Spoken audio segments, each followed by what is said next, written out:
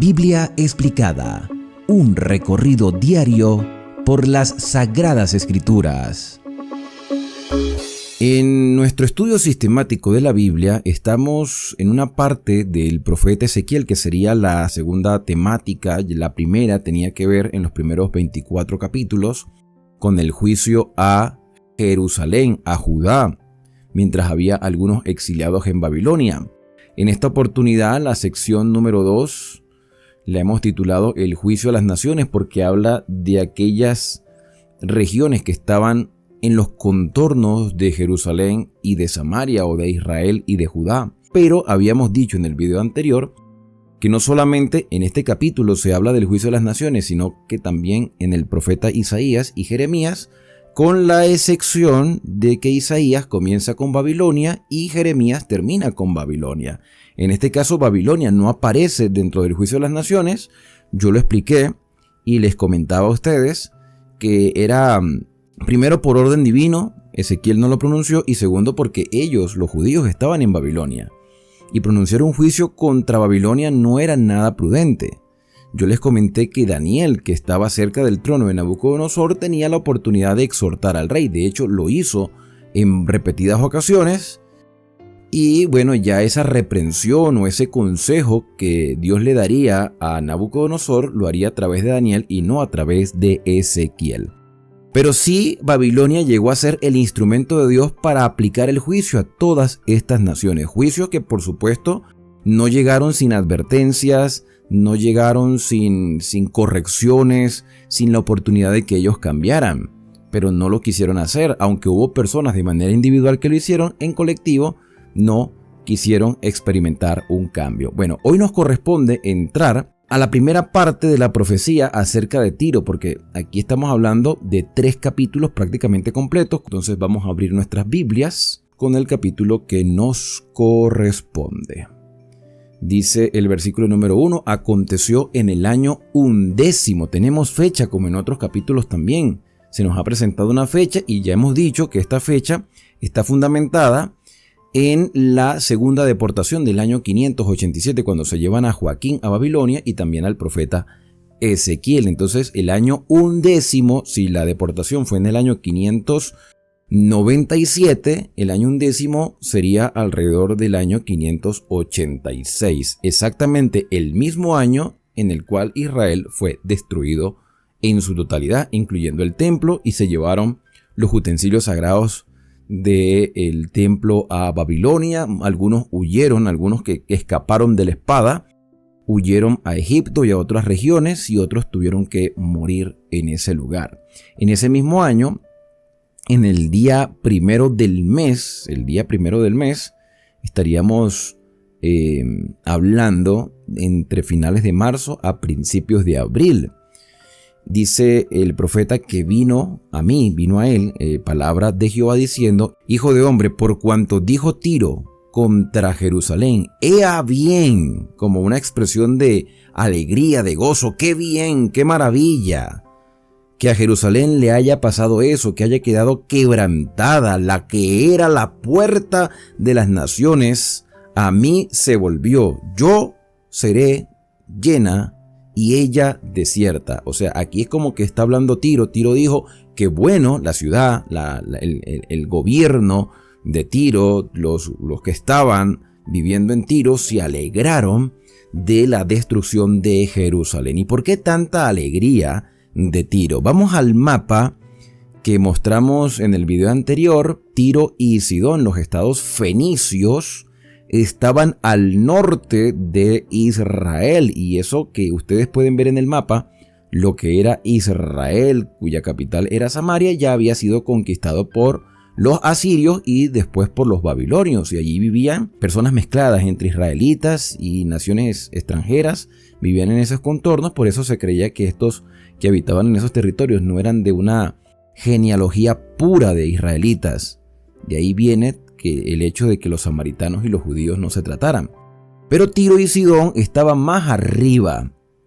De hecho, estas regiones fueron visitadas también por el Señor Jesús en una ocasión cuando se topó con una mujer sirofenicia y ella le rogaba al Señor Jesús que por favor le sanara a su hija, que estaba fuertemente atormentada. Y creo que conocemos la historia, que Jesús le dijo, mira, no es bueno echar el pan de los hijos y darlo a los perrillos. Eso lo vamos a explicar cuando lleguemos a los evangelios, pero la respuesta de la mujer fue una expresión primero de desesperación por la enfermedad de su hija, y también una fe manifiesta en el Señor Jesús, porque ella no encontraba solución en más nadie sino en Jesús. Jesús era la única solución que ella podía tener al alcance de su mano en ese momento.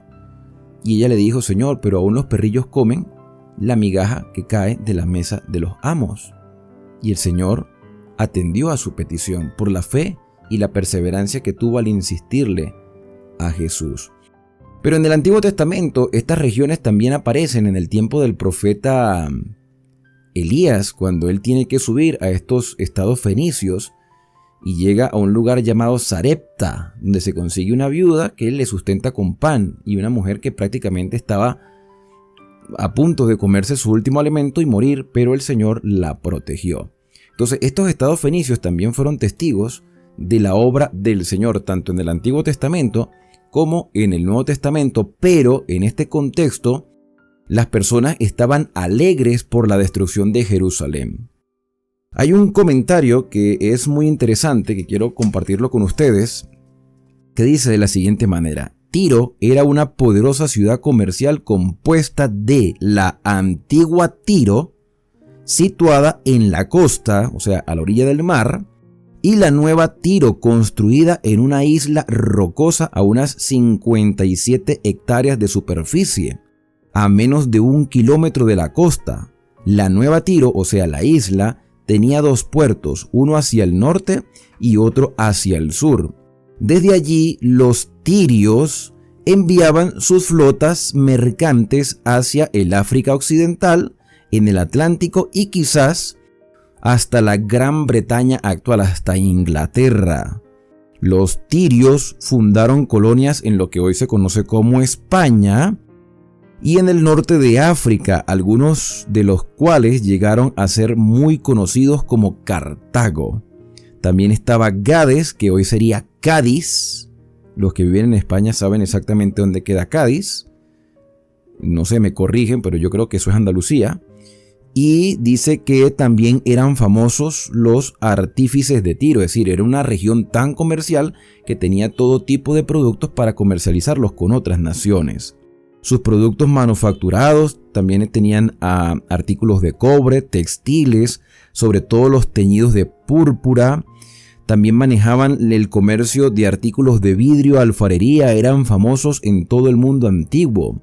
Los fenicios hablaban una lengua semítica, esto quiere decir que también se entendían con los de Israel, que también tenían lenguas semíticas. O sea, toda esa región manejaba un idioma muy parecido.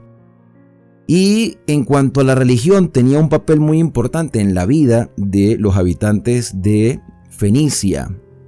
Su principal dios era Melcar, algunas veces llamado Baal Mercal, dios patrono de Tiro. Evidentemente, este fue el dios que se le conoce en la Biblia como el Baal, que adoró el pueblo de Israel durante la influencia de Jezabel. También se adoraba a Astarte y a otras divinidades que daban pie a participar de algún tipo de orgías de suma corrupción en nombre de estos dioses de Baal y de Astarte. Algo interesante dentro de este estudio del capítulo 26 hasta el 28 es que la alegría de Tiro por la caída de Jerusalén parece haber sido puramente egoísta. ¿Por qué tenía Tiro y Sidón o esas regiones fenicias tenían envidia de Jerusalén, de Judá? Bueno, el comentario dice que en los tiempos de Salomón, Jerusalén había sido un gran centro comercial y era precisamente la competencia de los estados fenicios. Jerusalén manejaba una economía estable, comercializaba también con otras naciones y eso le traía pérdidas a Tiro y a Sidón.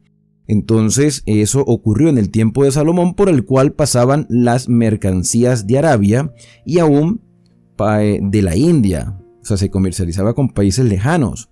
Sin duda Jerusalén se había enriquecido por el comercio con los fenicios. Aún después de haber declinado el poderío de Jerusalén debido a la importancia de su ubicación, seguramente había sido el centro de muchas transacciones comerciales que Tiro se había alegrado de monopolizar. Al no tener competencia, todo el comercio radicaría en los estados fenicios. Entonces, ya quitándose a Israel del medio y quitándose a Judá, ellos podían desarrollar su comercio más ampliamente, y de ahí viene la alegría de estas personas con respecto a la destrucción de Jerusalén. Yo había dicho en el video anterior que uno no debe alegrarse del mal de los demás, sea que seamos muy amigos o seamos personas que ni siquiera se tratan o que pertenezcamos a la misma familia de fe o no. Nosotros no podemos alegrarnos del mal que le suceden a otras personas. De hecho, yo tengo un lema personal y no sé si ustedes quisieran adoptarlo también, si les parece un buen lema. Si a otras personas que están a mi alrededor les va bien, a mí me va a ir bien. Si todos prosperan a mi alrededor, yo debo alegrarme porque también la prosperidad de ellos es mi prosperidad. ¿Y sabe por qué utilizo esa frase? Porque cuando a los que están a mi alrededor les va mal y a mí me está yendo bien, entonces yo tengo la obligación también de ayudar al que perece. Y eso implica, aparte de ser un privilegio poder ayudarle, implica que también mis ganancias van a reducir. Eso sí lo veo desde el punto de vista comercial. Pero uno debe desearle el bien a todas las personas desde todos los puntos de vista, desde lo material, lo familiar, lo espiritual, lo académico. Si a otros les va bien, a mí me va a ir bien también. ¿Por qué? Porque las dificultades de los demás no me van a afectar a mí porque a todos nos está yendo bien. Entonces, vamos a desearle el bien a todas las personas que están a nuestro alrededor. Porque de una u otra manera, las cosas que le afecten a los que están cerca de nosotros nos van a afectar también. Y estas personas en Tiro y Sidón, bueno, principalmente Tiro, se alegraron del desastre que había ocurrido. Por tanto, dice el versículo 3, así ha dicho Jehová el Señor, he aquí yo estoy contra ti, oh Tiro, y haré subir contra ti muchas naciones, como el mar hace subir sus olas. Dios habla con un lenguaje que ellos podían entender. Ustedes están en zona costera, saben a qué altura pueden llegar las olas. Ustedes viven también en una isla porque tienen una isla cercana. Esa isla que después de un tiempo llegó a ser conquistada por los griegos. Por Nabucodonosor no lo logró.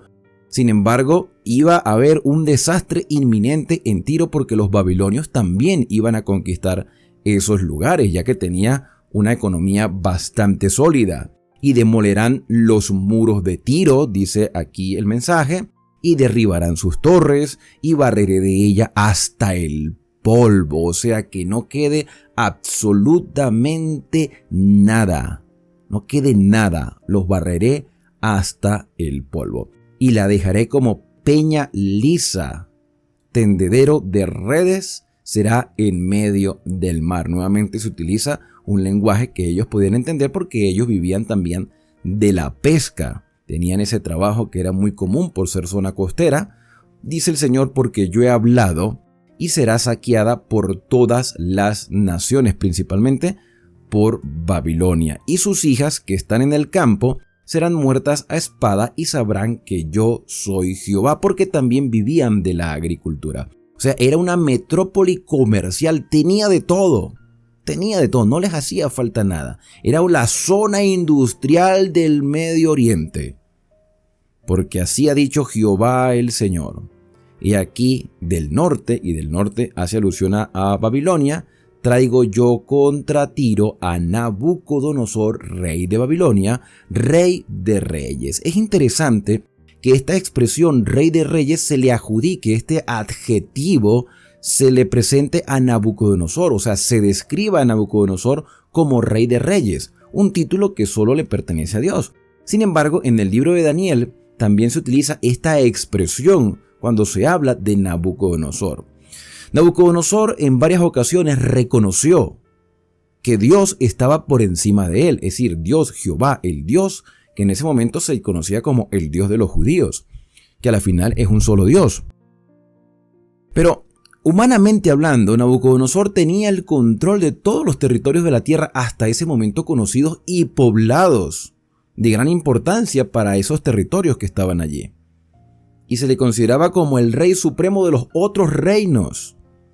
Pero este es un título que desde el punto de vista que nosotros lo vemos ahora, es un título que solamente le pertenece a Cristo Jesús, Rey de Reyes. Apocalipsis describe a Cristo como el Rey de Reyes y el Señor de Señores, el que tiene el dominio sobre todo el universo. Pero Nabucodonosor tenía el dominio sobre todos esos territorios porque Dios se lo había permitido, aunque él al principio no lo reconocía. Progresivamente fue reconociendo la grandeza del Señor. Cuando lleguemos a los capítulos del 2 al 4 de Daniel, vamos a ver en detalle cómo Dios obró para que este hombre se convirtiera, porque la salvación también estaba al alcance de un rey como Nabucodonosor. Y si estaba al alcance de un rey como Nabucodonosor, que era un idólatra y que era egocéntrico, y él después reconoció la grandeza de Jehová, otros reyes también tenían la oportunidad de hacerlo. Es decir, que si este hombre se salva, los otros también pudieron haberse salvado,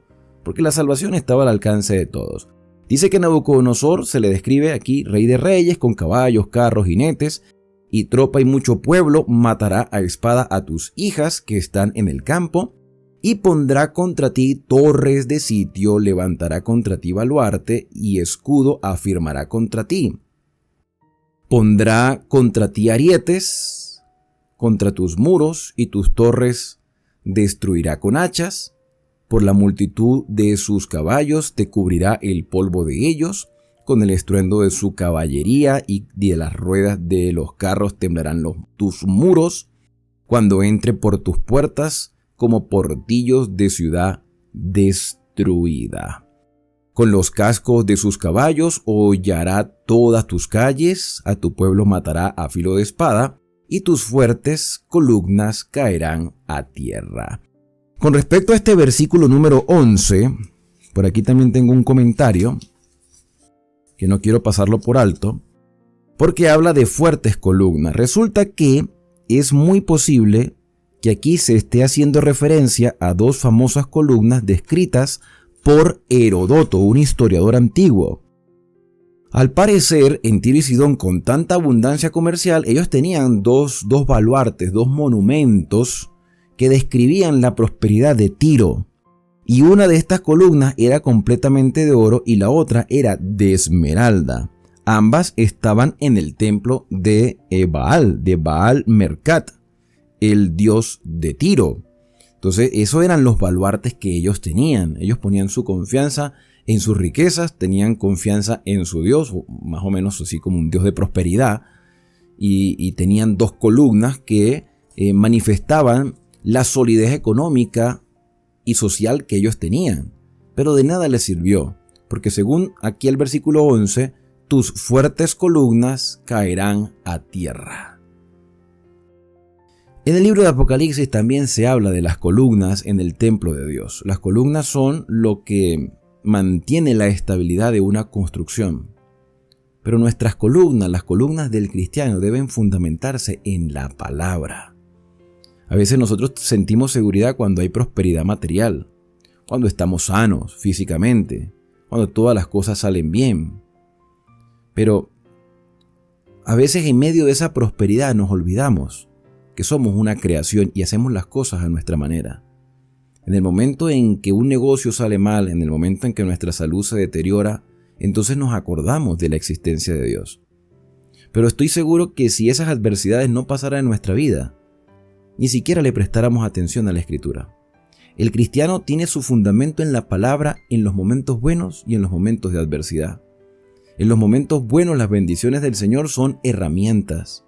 En los momentos de adversidad son oportunidades que Dios nos brinda para solidificar nuestra fe. El versículo número 12 sigue diciendo, mira, robarán tus riquezas, saquearán tus mercaderías, arruinarán tus muros y tus casas preciosas destruirán y pondrán tus piedras y tu madera y tu polvo en medio de las aguas. Todo sería echado al mar, todo se iba a perder.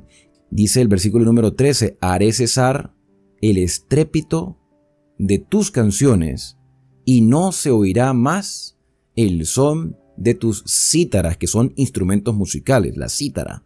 Y esto me llama la atención porque a partir de este versículo van a salir alusiones o expresiones que nos van a ayudar a entender, cuando lleguemos al libro de Apocalipsis, la condenación a una mujer que está vestida de púrpura y escarlata sobre una bestia que está debajo del agua, y la mujer está sentada sobre muchas aguas, pero a la vez está sentada sobre esta bestia.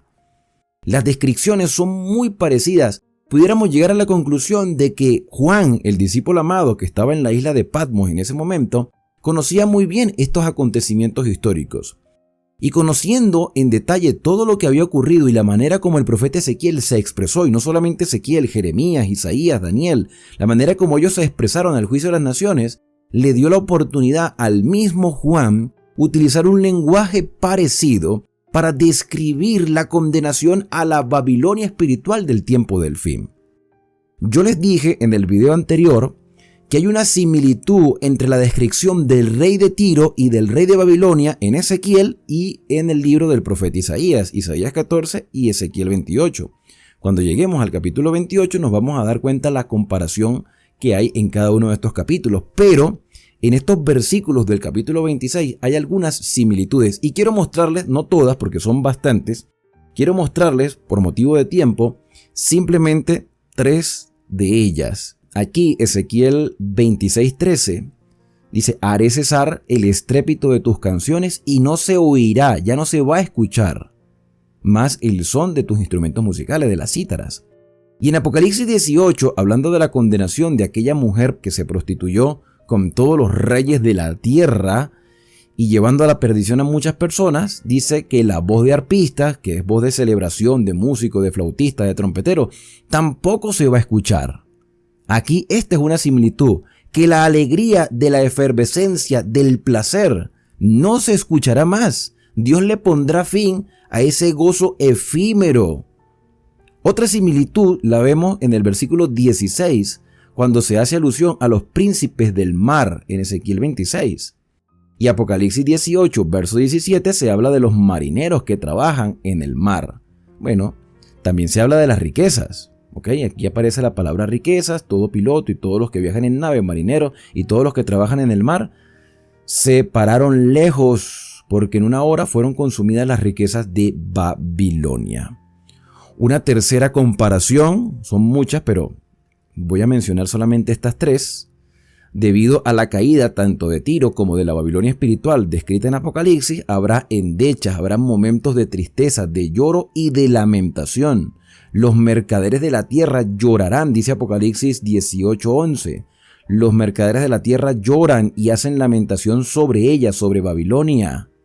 Y en el caso de Ezequiel, hablando de Tiro, dice: se levantarán sobre ti endechas, son lloros. Y te dirán: ¿cómo pereciste tú, poblada por gente de mar? Ciudad que era alabada, que era fuerte en el mar, ella y sus habitantes, que infundían terror a todos los que le rodeaban. O sea, que tenía un poderío desde lo económico y de lo social tan grande que nunca se llegó a pensar que Tiro podía ser destruida. Hermanos, cuando el fundamento no está en lo que Dios ha dicho, lo que humanamente es más fuerte, caerá derrotado. De hecho, Babilonia era más fuerte que Tiro y Babilonia también cayó. Por eso se hace la descripción de la Babilonia espiritual en el libro de Apocalipsis.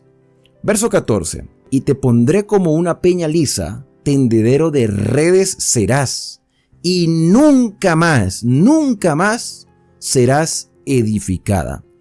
Porque yo Jehová he hablado, dice Jehová el Señor. Yo hice el comentario de que habían 2 Tiros, la Tiro del mar, o sea, la nueva Tiro que era una isla, y la antigua Tiro que estaba en la costa. Nabucodonosor destruyó la de la costa, pero no pudo destruir la que estaba en la isla. Pero la historia dice que los griegos, dirigidos por Alejandro Magno, hicieron un terraplén con piedras para llegar a la isla y acabaron con esa ciudad insular. Así que no fue quizás en el mismo momento, pero fue progresivamente la destrucción de Tiro. Así ha dicho Jehová el Señor a Tiro: no se estremecerán las costas al estruendo de tu caída, cuando griten los heridos cuando se haga la matanza en medio de ti? Entonces todos los príncipes del mar descenderán de sus tronos y se quitarán sus mantos y desnudarán sus ropas bordadas, de espanto se vestirán y se sentarán sobre la tierra y temblarán a cada momento y estarán atónitos sobre ti. Levantarán sobre ti endechas, ya lo leímos, y te dirán: ¿cómo pereciste tú, poblada por la gente del mar, ciudad que era lavada, que era fuerte en el mar, ella y sus habitantes, que infundían terror a todos los que la rodeaban? Ahora se estremecerán las islas en el día de tu caída. Y cuando hagas la comparación, y ahí se los voy a dejar de tarea, cuando ustedes hagan la comparación con Apocalipsis 17 y 18, se darán cuenta que Babilonia también ha caído. Las islas que están en el mar, que por cierto la mujer está sentada sobre las aguas del mar, sobre muchas aguas, la mujer de Apocalipsis. Las islas que están en el mar se espantarán a causa de tu fin, porque así ha dicho Jehová el Señor: yo te convertiré en una ciudad asolada, como las ciudades que no se habitan. Haré subir sobre ti el abismo y las muchas aguas te cubrirán, y te haré descender con los que descienden al sepulcro, a la tumba, con los pueblos de otros siglos, o sea, las personas que murieron anteriormente. Y aquí hay una nueva evidencia, porque sé que el tema es muy profundo, el tema del estado de los muertos, y hay mucho interés con respecto a esto.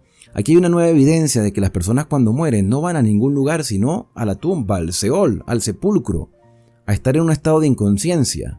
Las personas que iban a morir en Tiro iban a acompañar a los que ya habían muerto en el pasado. Y te pondré en las profundidades de la tierra como los desiertos antiguos, con los que descienden al sepulcro, para que nunca más seas poblada, y daré gloria en la tierra de los vivientes. Ahora, la tierra de los vivientes, en alguna oportunidad estábamos leyendo en los Salmos que habla de Jerusalén, pero Jerusalén también estaba destruida. Entonces la tierra de los vivientes hace alusión a la nueva Jerusalén, la tierra renovada. O en el caso, no importa dónde estemos, nosotros nos dejamos dirigir por el Espíritu Santo y el Señor nos llena de la vida que Él nos proporciona. Donde estén los fieles del Señor, allí será la tierra de los vivientes. Porque el Señor, que es vida, está con sus hijos fieles. Termina este capítulo con el versículo número 21. Dice: te convertiré en espanto y dejarás de ser, serás buscada y nunca más serás hallada, dice Jehová el Señor. Ahora, hermanos,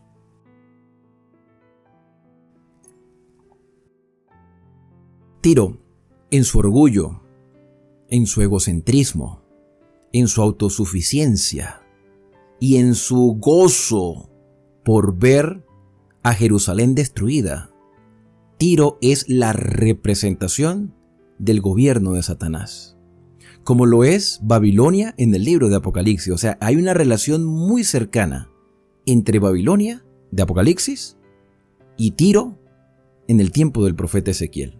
Que también Isaías habló de Babilonia, y esas características que manifestaba Babilonia como lo manifestaba Tiro eran la expresión del gobierno de Satanás.